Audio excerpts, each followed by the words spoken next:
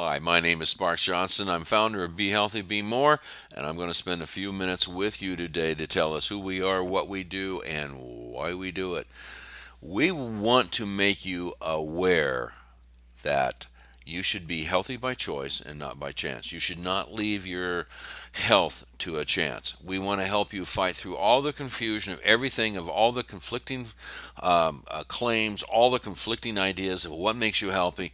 We want to give you a real good idea of how you can fight through all the bullcrap and figure out how you can be healthy by choice. Let's start off by saying that it's pretty well assumed that everybody would like to have a happier, full life. That we want to be healthy throughout our life. We'd like to spend time with our children, our grandchildren, and our great grandchildren, and we'd like to be able to do things. Okay, now let me ask you a question. Is that what you see is going on? Do you see people living a full, healthy life all of their life, or do you see their health declining and their wealth that is declining with it to try and gain the health? I would think that you will see the latter, and here we go. Why is there so much disease? Why is there so much chronic disease? And chronic disease being that disease which is not cured. It's triggered, it's started, but it's not cured. We just manage systems, which is not good for the patient, but it's good for the people who manage it and for the people who sell the supplies to management. Let's look at some of the reasons why we have this circumstance. Poor lifestyles. The food industry, the beverage industry, a lot of industries tell us it's not their job to keep us healthy. It's their job to make money. So at the heart of virtually of everything is a conflict, the conflict between the amount of money a company can make and how healthy we become. We have stress, busy lives. A lot of people are working longer and longer these days, spending more time away from their family, just adding stress. Many of them have medical bills, which adds even more of the stress. So we have poor sleep. Along the line, somewhere in our lifetime, somewhere in somebody's lifetime, we decided that we were going to virtually spray everything with poison. We're going to spray herbicides, insecticides, pesticides, fungicides. We're going to just spray everything because that's what the chemical companies want us to do. I can't really think of a good reason, good justification why we want to spread so much poison on our food chain. I just do not. As a matter of fact, let me just add this. I just saw 2 nights ago on an ABC report, news report, that what's going on is Roundup is now showing up in our city's source water. I mean, the EPA has been telling us for a few years that 75% of what they collect, water and ground samples, soil samples, that 75% of the time they contained Roundup. Well, now it's showing up in our source water. And I got off the topic. Also, what a lot of people don't realize that the air inside your house is more toxic than the air outside your house. In fact, it's 200 to 400 times more toxic. And guess what? We're spending more and more time indoors. So what does all this add up to? If we were to add up and want to take a look at what the statistics say is our current picture, here's what we got. This is a CDC report, about 5 to 6 years old. I'll try and put a link to it in the description below this. But the first thing you might want to check out is that 50% of all adults, that's 18 and above, that's you 20-year-olds, that's you 19-year-olds, on a statistical average, we all have 18 and above one chronic condition. Now, again, chronic condition is not solved. We just manage it. By the age 65, 80% of us have at least two or more chronic diseases. We're now on 4 to 5 prescriptions. And while we're at prescriptions, right now we're filling 4.2 billion prescriptions a year. Now, if you find that a little staggering, I do. I mean, right out 4.2 billion prescriptions. That averages 12 prescriptions per person in the United States. That is just phenomenal, you guys. And that helps explain, it's not the whole story, but it helps explain why 86% of our nation's healthcare costs go to treating chronic conditions. 86%, 2.7 trillion. That's T. That's trillion with a T. That's the big T. $2 trillion for 1 trillion, just one, not 2.7, but with just $1 trillion, we could send everybody in high school full free boat ride through college. Now, I think that's a heck of a lot better way to spend $1 trillion than to giving it to prescription companies, chemical companies, and everybody who's supporting this chronic disease belt that we've got going in this country. Now, this last stat here is 70% of deaths each year are caused by chronic diseases. Now, if you don't find that staggering, I do. And I hope that you are somewhat alarmed by that, because that means that if you're not choosing health, there's a real good chance that you're 70% chance that you're going to die of a chronic disease when you die. Sorry to say that, don't want to scare you, but that's the thing. So, what are the odds? What are the stats showing us about the odds of being healthy by chance? None. Absolutely none, in my opinion. One more scary thing, and well, actually, two more scary things, and we're going to get into the solution here. I also want to mention body burden to you. Body burden is a term that came up, about 10, 12 years ago. And it basically means it's the accumulated total of chemical toxins in our human body. Now, you probably understand that you now are getting Roundup in your body. You probably understand, some of you may remember when people start, we got Teflon in our body. Well, what's in our environment ends up in our body. So in 2005, the Environmental Working Group over here on the right side did just an outstanding study that showed us a lot of amazing things. Dr. Sanjay came along and says, yeah, basically what's in the mother is in the baby.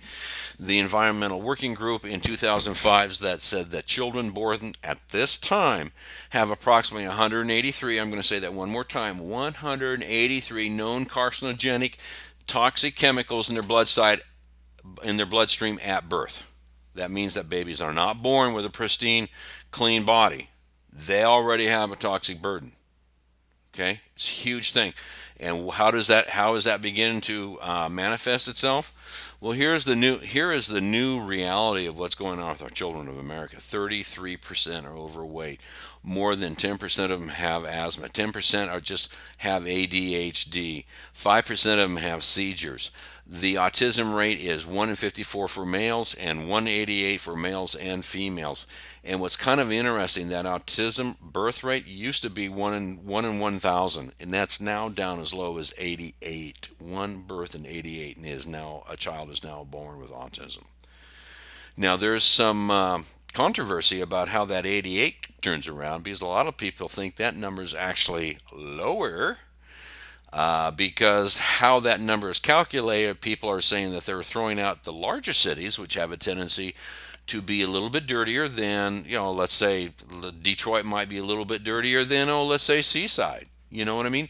Or we start putting in things like resorts and country locations, and we start weeding out the larger cities, so that is a better return on the autism rate. Now, you guys, I want you to know this was not the reality even 20 years ago, even 25 years ago. 50 years ago, not the reality. Just not the reality. This is what we have now because of the toxic burden and the toxicity that we're just spraying all over everything. Okay? So what is the answer? Well, the answer is don't panic. The answer, quite honestly, is how can you make choices? How can you become aware and actually make correct choices? Now, I'm aware that many of you are making choices and you think you're making healthy choices, and congratulations, because you care. The only problem is when you get into it, when you dive into the topics, bottled water is not healthy for you, folks. You think tap water is bad for you, but bottled water is probably worse for you. And so, even though it says spring mountain water on the bottle, and they put it in this PET, which is just full of BPAs and BPSs, which is just full of cancer-causing carcinogenic materials, which leaches into the water, it's just totally unhealthy for you. So when you start looking at the facade of all of this, that's why we need a discussion. That's why A lot of people need health so they can actually become aware to make a choice to be health. So, what are some of the keys of a good health? Well, we need to understand the body's requirements. Are you aware that there are 10 trillion cells in your body, and that we have to make 6 billion new cells every day, which I believe translates out into 50 million new cells every hour? That's a lot. I mean, that's a busy body, you guys. And that's not even counting the body's effort to try and keep your temperature correct, try and keep the acidity versus the alkalinity correct in your body. I mean, there's just a whole bunch of little things that your body does. Checks and balances. Don't get enough water.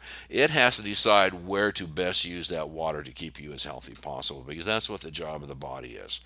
And that's where body burden comes in, because that body burden does not allow the body to do its job. So one of the next things we need to do is reduce the body burden of toxic chemicals. That seems to be just a fundamental thing to me right now, and it needs to be a simple way. Now, what do I mean by a simple way? Well, if it was simple to lose weight, then everybody who started in January would have lost a lot of weight by now. Okay? But the fact that we that the whole nation says I'm going to lose weight in January, and then by February we're out there doing whatever we do, and it's just becoming a joke. So we got to find a simple way. It would be nice if we could find a way to help us want to become healthier, so that we want to exercise, we want to lose weight, and we want to start thinking about our relationships. It would be a good thing if we could get to a certain point of health and then make a decision even to go further, because we want to do that. Okay, let me ask you a question. How long can you live without air? Huh? Go ahead, hold your breath. No, I'm not going to wait, because I know that you're going to gasp at the last minute. So you can live a few minutes, maybe 6 minutes, whatever. Maybe a Navy SEAL 7, 8 minutes. I don't know, but I can't hold my breath very long. Air is absolutely vital to your body. What happens when you fan a fire? It gets bigger. That's what air is to your body. The air that you get is fires the fan of your fires. Excuse me, fans the fires of your body. Okay, so if it's so dang important that we can't live without it for just even a few more, much more than 10 minutes, then why are we putting toxic, polluted air into our bodies? Why are we telling our bodies, no, no, no, you can't, don't use this air. You got to clean it first. You got to do something. No, we can't do this. Okay, let's discuss water. You're 75% water now. Not 75%, but on an average, you're about 75%, and your brain's about 85%. Okay, water does a lot of things. It takes healing to the body, it flushes the body out, and it even helps spread the minerals from our foods, and the foods in our stomach, and the food and the minerals in our water out to the body. Okay, it's very, very vital. It is the river of our body. It's the super highway of our body. So if it's so dang important and we can't live much longer than 4 or 5 days without it, go without water for 4 or 5 days and see how you feel. Well, then it's like living in a house where you can't flush the toilets. I'm sorry for that visual. Okay, but in any case, why are we putting bad water in our bodies? Why are we putting acidic, toxic water? Sleep deprivation is nothing to care about. You'll start seeing all kinds of things in about 7 days. Sleep also affects our immune system, helps us to get sick faster and more intensely, and our production goes down. Our mind starts to wander, and sleep for teenagers is an absolute killer, absolute killer. Food, we've already mentioned how the food industry doesn't seem to think that keeping us healthy is part of their mandate, that only making money is. So at some point, you need to have some good, organically grown, whole food in your system to make sure that your body's getting everything it needs. Light, you don't think about lights, but turn off the sun, and pretty soon it's black outside. We're freezing to death, and every bio thing on this earth dies without the light. We're going to be doing a sequence on light matters here pretty soon, and it will help you fully understand how light interacts with our body and why everybody says go spend 20 minutes out in the sun. Okay, so what we want to do, we want to treat the essentials of life the way that nature intended. Okay, now that we're almost done here, and so here are some symptoms on here. And let's say that you may have some of these symptoms. And let's say you go to the doctor with one of these symptoms. What are most of the doctors going to do? They're basically going to say, "Oh, well, my gosh, look at all this. You probably have the, and we need to give you this, this, this, and this." They're going to take that list of symptoms and they're going to go put it on the, go compare it with their symptom chart, and then they're going to start saying, "Well, we need to give you this, this, this. We need to give you prescriptions, yay, to help you with those symptoms." Okay. You know what?